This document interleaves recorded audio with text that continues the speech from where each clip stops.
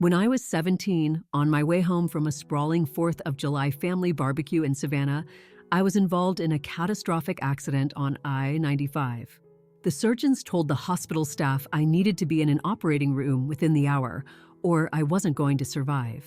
My mother and my younger sister were at a 5-star hotel spa across town that afternoon.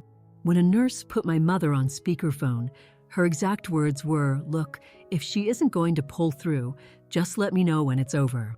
We're in the middle of a very expensive treatment package, and I am not signing anything right now." My name is Ren Elliott, and I'm 22 now. 20 days later, when I finally managed to pry my eyelids open, the medical chart hanging at the foot of my hospital bed had been quietly, irrevocably changed. My mother was no longer listed as my legal guardian. A different name was written there in its place. And that new guardian was, if you have ever had to watch the very people who are supposed to be your anchor turn their backs on you the moment you started to sink, type the words, "I get it," in the comments below, just so I know I'm not alone in this. And please hit that subscribe button if you want to know who it was that ran toward me when my own mother walked away, because I promise you, the story only gets more unbelievable from here. Let me take you back to before the world tilted on its axis. I grew up in what looked like a postcard, a big, white, 2-story house with black shutters on the Isle of Hope, just outside the Savannah Historic District. My father died from a sudden, massive heart attack when I was 7 years old. One week, he was patiently teaching me how to cast a fishing line off the backyard dock, his hand steady over mine. The next, he was just gone.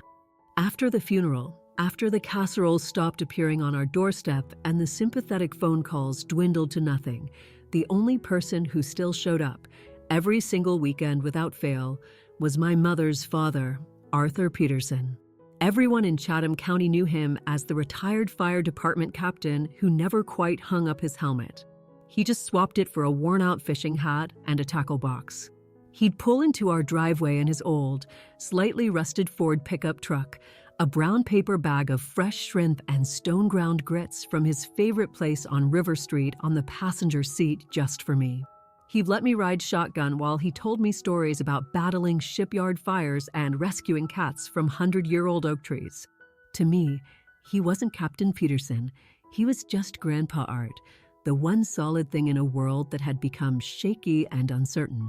He was the one adult who never, ever canceled.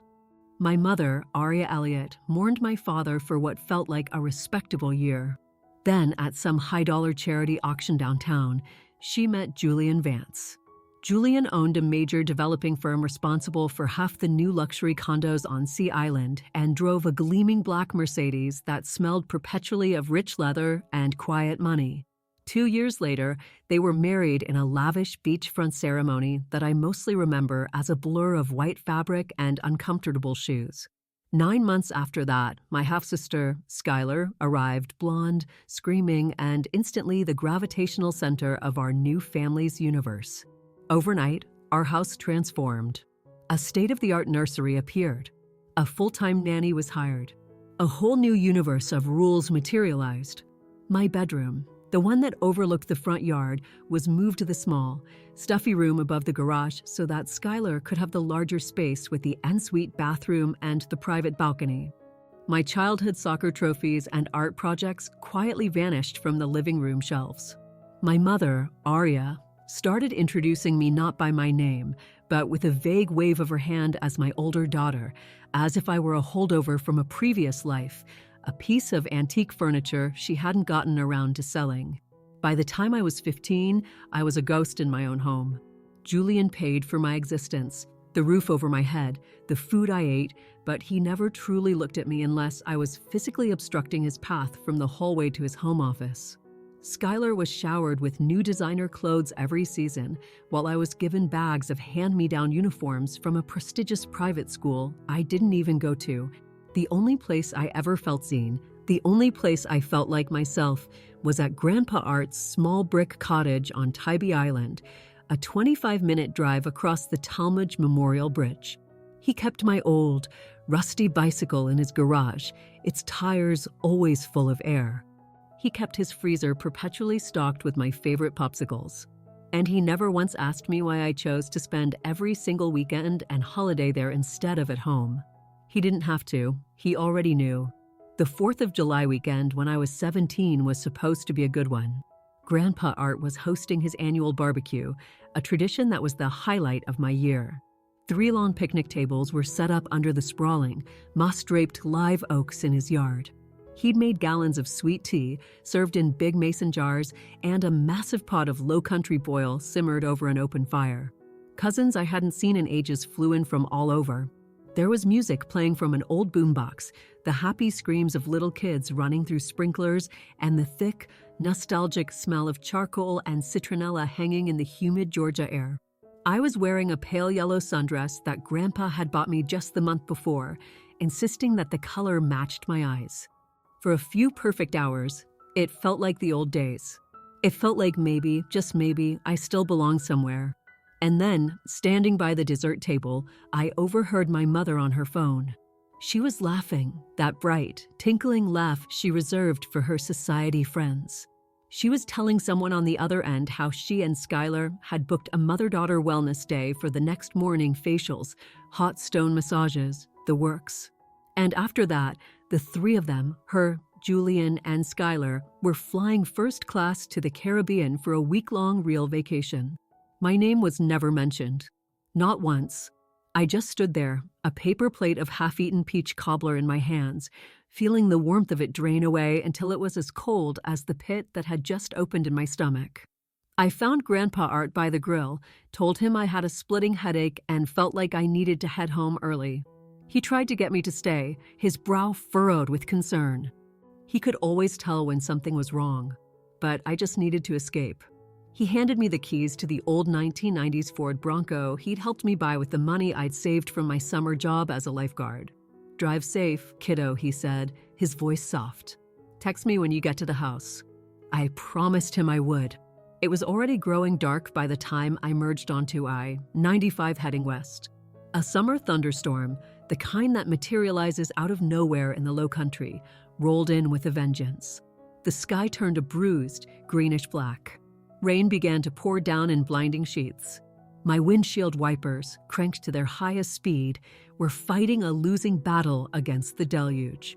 Traffic slowed to a miserable crawl. I turned up the radio, hoping some old country song that Grandpa loved would keep my mind from spiraling.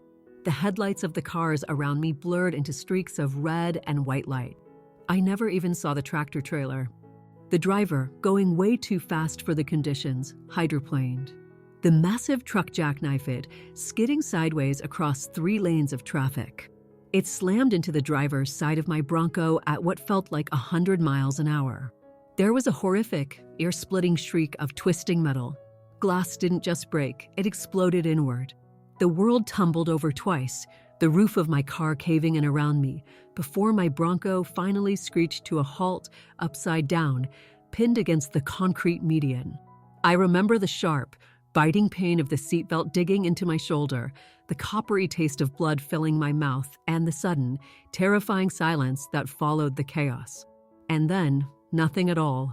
Somewhere in the distance, sirens began to wail, screaming their way toward me.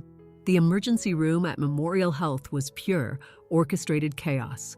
Doctors were shouting medical codes I didn't understand. Monitors were shrieking with an incessant, high-pitched rhythm. Someone kept yelling for more-O-negative blood.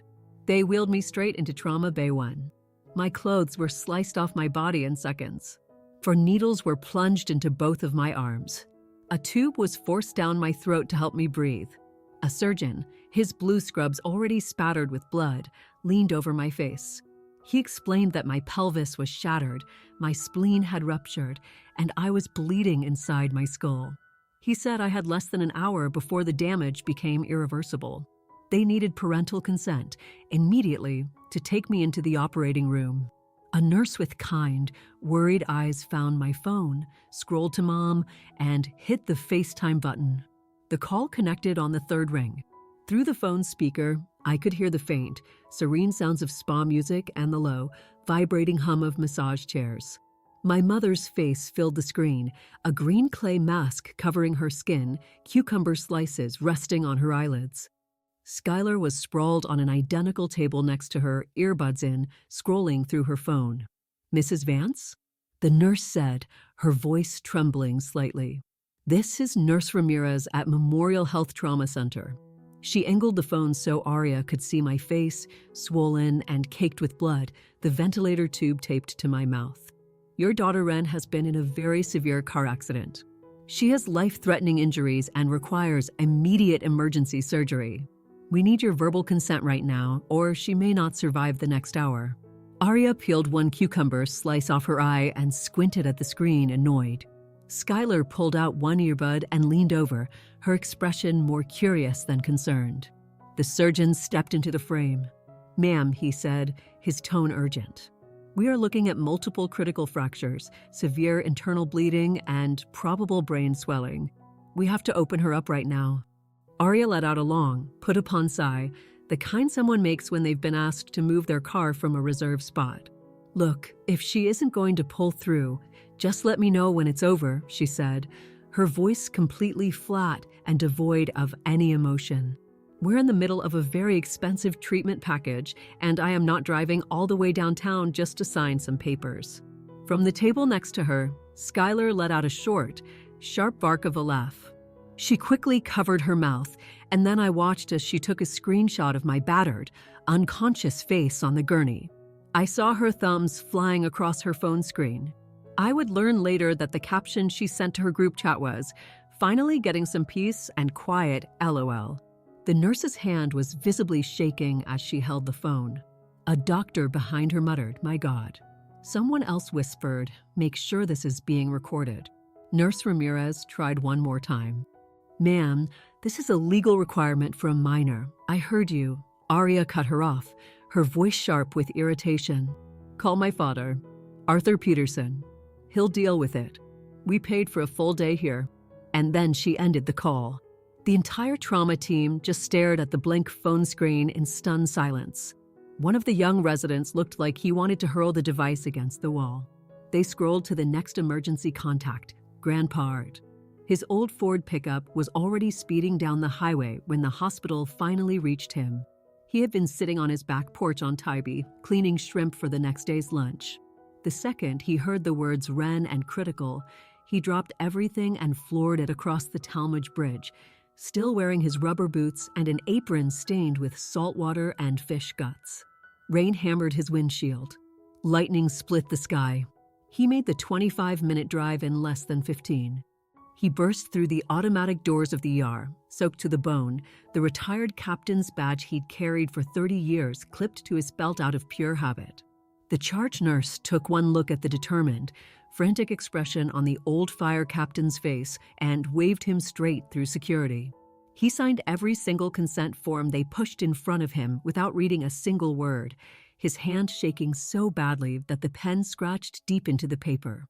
They let him into the trauma bay for just a moment, just long enough for him to see me, a mess of tubes and wires, my face swollen and bruised beyond recognition. He leaned down close to my ear, and he whispered the same words he used to say to me when I had nightmares as a little girl. "I've got your kiddo. Grandpa's right here." Then they rushed me away to surgery. He found a hard plastic chair against the glass wall outside the operating theater and sat down. He didn't move for the next 10 hours. Not when the nurses offered him coffee or a blanket. Not when the waiting room slowly emptied out around him.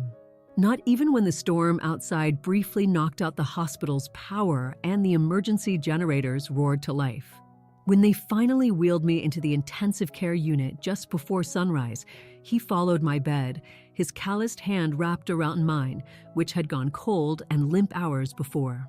The next 20 days were the longest and most agonizing of my grandpa's life.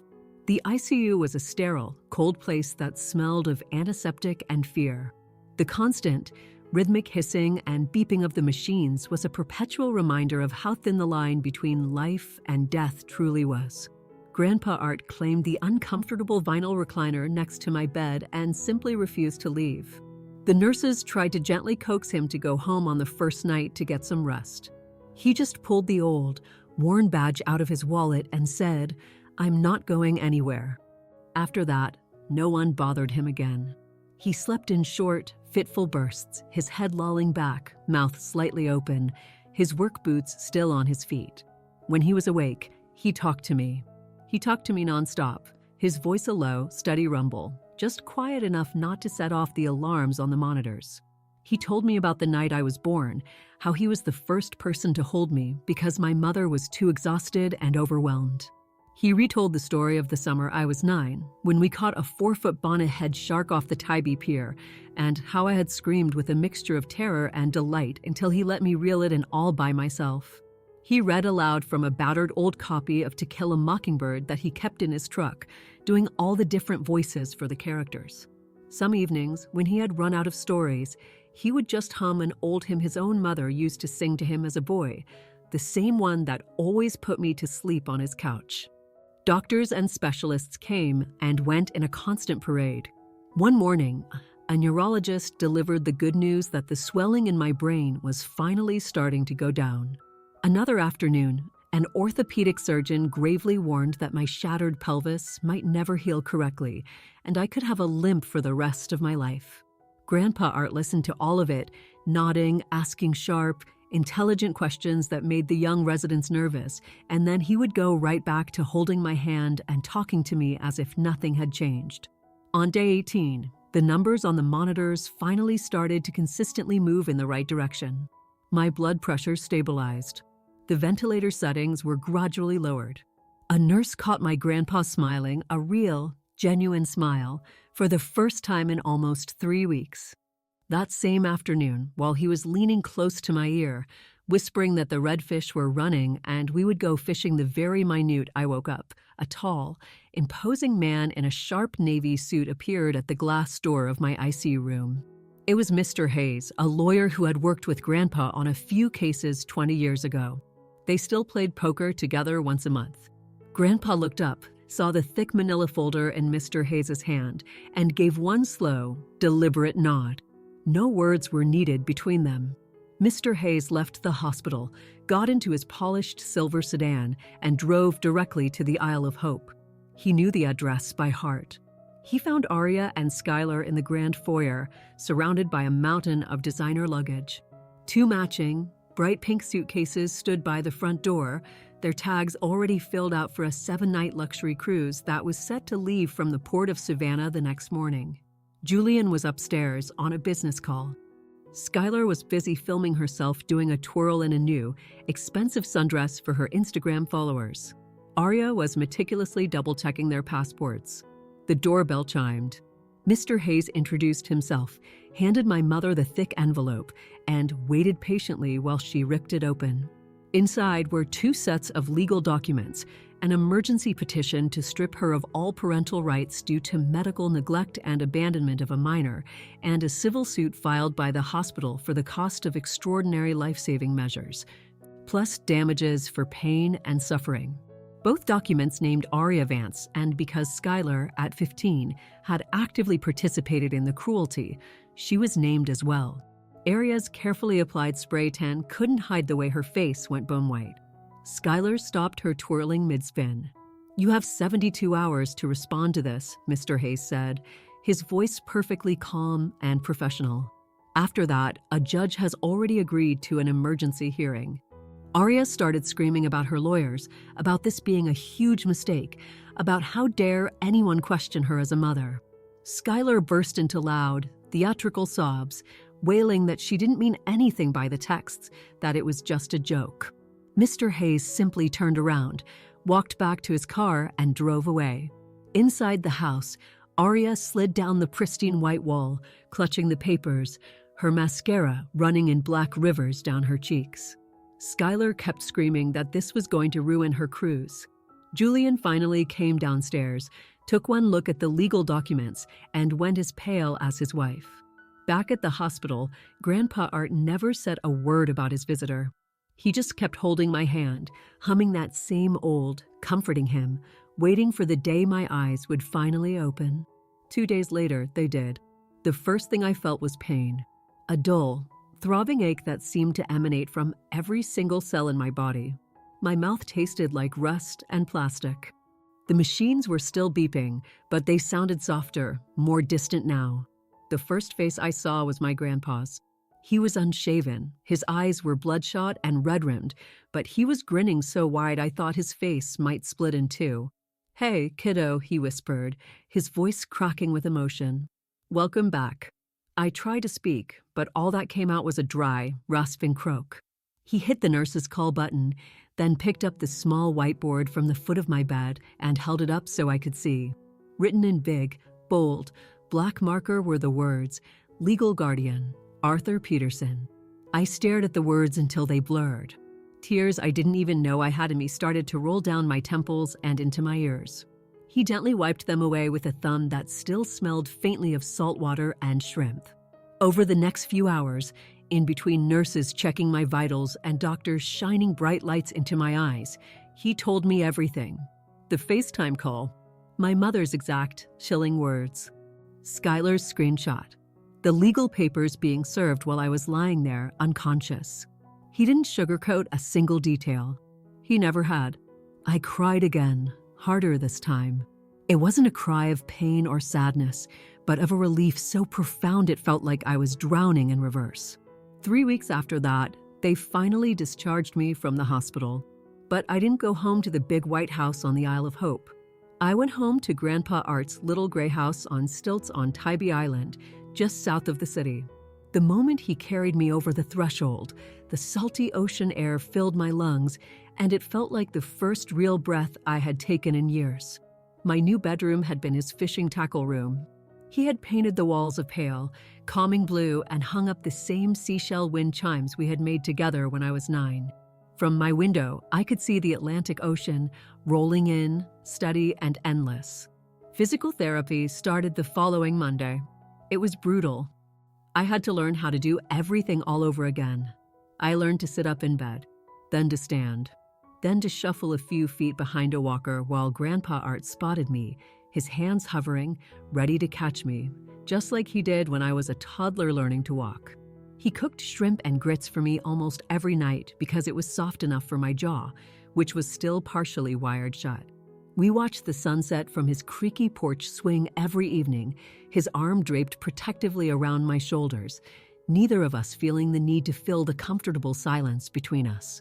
One afternoon, my phone, which had been sitting untouched on the kitchen counter, buzzed. The screen lit up with the word, "Mom." I stared at it, my heart pounding in my chest, as it rang 10 times. Grandpa watched me from the doorway, his expression unreadable, saying nothing. I finally pressed the red decline button, turned the phone face down, and walked back out to the porch. That was the only time she ever tried to call.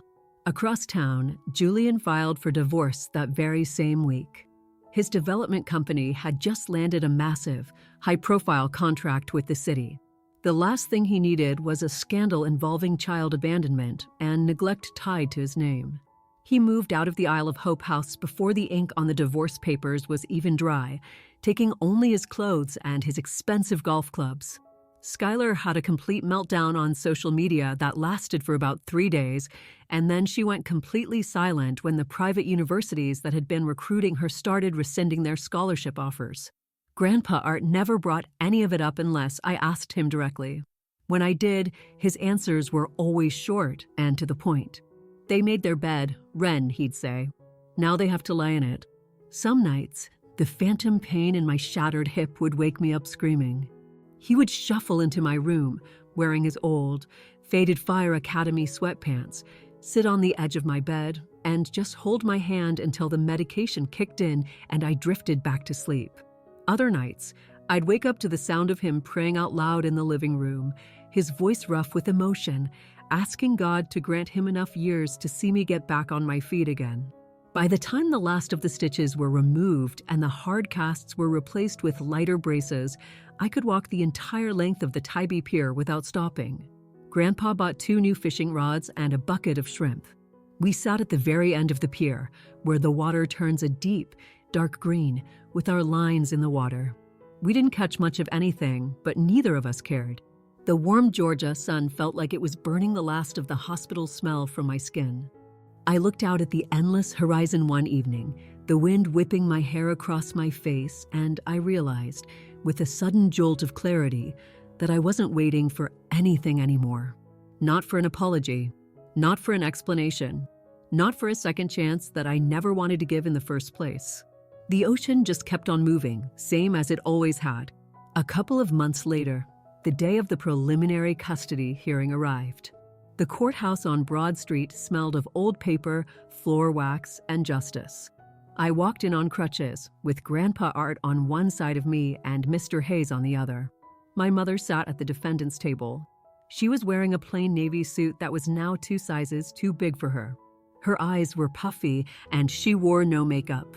Skylar slouched in the chair beside her, wearing her old private school blazer, staring blankly at the floor. The judge was a woman with sharp, intelligent eyes and steel gray hair, and it was clear she had zero patience for nonsense. She adjusted her glasses, looked at the bailiff, and said, "Roll the recording." The FaceTime call played on a large screen for the entire courtroom to see. My broken, unconscious body on the gurney. The faint, tinny sound of spa music in the background. My mother's voice, crystal clear and cold as ice. "If she isn't going to pull through, just let me know when it's over." Skylar's cruel, sharp laugh. Then Mr. Hayes presented the screenshot of my bloody face with her caption underneath it. The courtroom went dead silent. A woman on the jury in the back row actually gasped out loud. Mr. Hayes then laid the phone records on the bench. Skylar had forwarded the photo to 7 different group chats within 4 minutes of taking it. One of her outgoing messages read, "One less person to steal my spotlight, LOL." The judge's pen stopped moving. She looked at my mother for a long, hard moment. "Mrs. Vance," she said, her voice like cracking ice. In 23 years on this bench, I have never in my life heard a parent speak about their child in this manner, especially not while that child was fighting for their life. She looked back down at her papers. "Temporary full custody is hereby immediately transferred to Mr. Arthur Peterson, effective today. We will see you all back here for the permanent hearing." She banged her gavel so hard the sound echoed off the high marble ceilings. 3 days later, Aria was fired from her job as a branch manager at the Georgia State Credit Union. A background check is mandatory for anyone handling federal funds, and medical neglect of a minor is an automatic, non-negotiable disqualifier. Security escorted her out of the building with her belongings in a cardboard box. Skylar's full-ride academic scholarship to the University of Georgia was officially revoked that same week. The admissions board cited conduct incompatible with the values of the institution. Suddenly, the exclusive private high school that had once practically worshipped her became a place where people whispered behind her back. Within a month, the big white house on the Isle of Hope went into foreclosure. Julian's name was already off the deed. He'd signed everything over to Aria to protect his own assets. Mother and daughter moved into a cramped 2-bedroom apartment off the highway, the kind with peeling paint and a perpetually broken elevator. Skylar's car was repossessed. Aria took a night job stocking shelves at a 24-hour grocery store just to make the rent. Meanwhile, I started real therapy. Twice a week, a medical van would pick me up for outpatient physical rehab at the hospital. I learned how to climb stairs again, how to balance on one leg, how to trust my own body not to betray me. Grandpa Art drove me there every single time.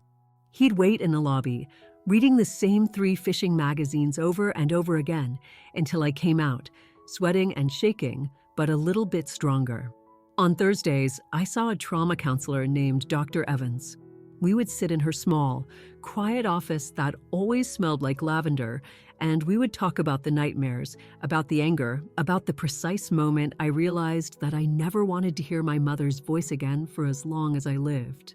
Grandpa would wait for me in his truck in the parking lot, the windows down, the country station playing low, never once complaining about the oppressive Georgia heat. Some afternoons, when the ache in my hips got too loud to ignore, I'd just sit on the back deck of his house and throw pieces of stale bread to the seagulls. He would quietly join me with 2 glasses of iced sweet tea, and we'd just sit there together and watch the tide go out. He never tried to fix my anger or tell me to let it go. He just let me feel it. By the end of that summer, I could finally ditch the crutches for a single cane. And then, a few weeks later, I could ditch the cane for nothing at all. I still walked with a slight, almost imperceptible limp, but the doctors said that most of it would likely fade by the time I turned 18. One evening, I made it all the way to the end of the Tybee Pier and back without stopping even once. Grandpa met me halfway back, carrying a blanket and a flashlight, even though the sun hadn't set yet. We sat on the sand, took our shoes off, and let the cool waves lick at our toes. I leaned my head on his strong shoulder. "Thank you for staying," I said, my voice thick with emotion. He kissed the top of my head. Nowhere else I'd rather be, kiddo. 7 months after the crash, the day of the final trial arrived. I walked into that courtroom without crutches, without a cane, and without a limp. The scar on my forehead was still pink, but I held my head high. Grandpa Art sat right behind me in his best Sunday suit, the same one he had worn to my dad's funeral all those years ago. Aria looked smaller than I remembered, her hair pulled back in a severe, tight bun, clutching a tissue that she never once used. Skylar stared straight ahead, her arms crossed so tightly over her chest that her knuckles were white. Mr. Hayes called me to the stand first.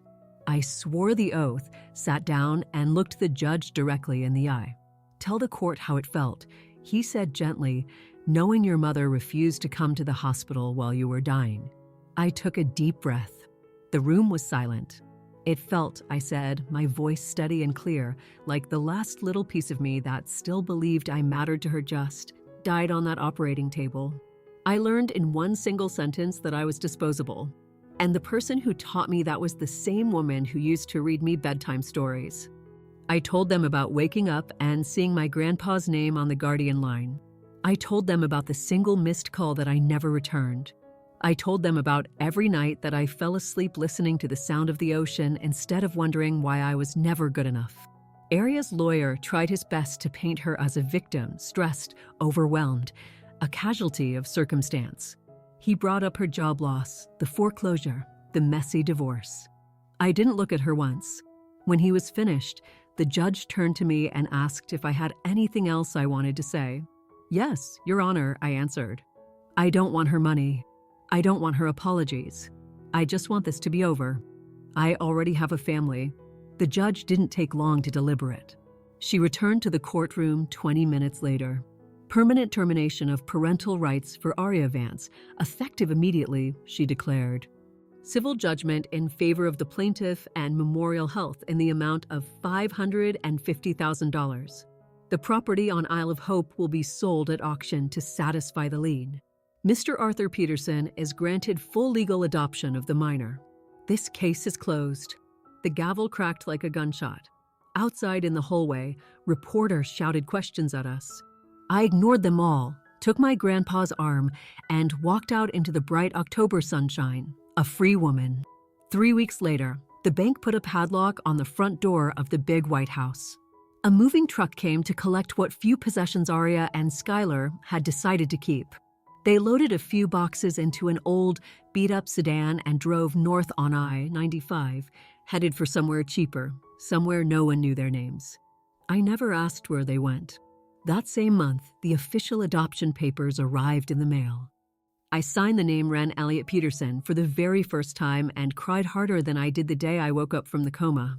Grandpa framed the certificate and hung it on the wall above his fireplace, right next to my dad's old firefighter's helmet.